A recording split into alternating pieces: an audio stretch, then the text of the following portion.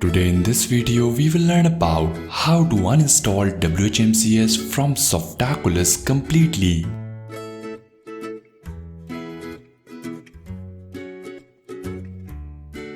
For that, log into cPanel and then go to Softaculous Apps Installer.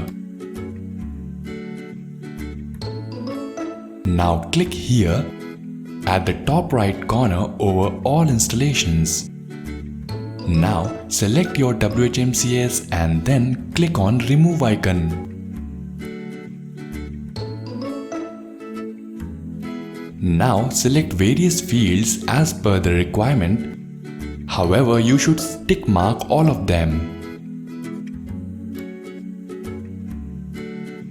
Now go ahead with the remove installation. This process will take few minutes. Hence, the uninstallation is completed now successfully. Make sure this process only works if you have installed WHMCS via Softaculous.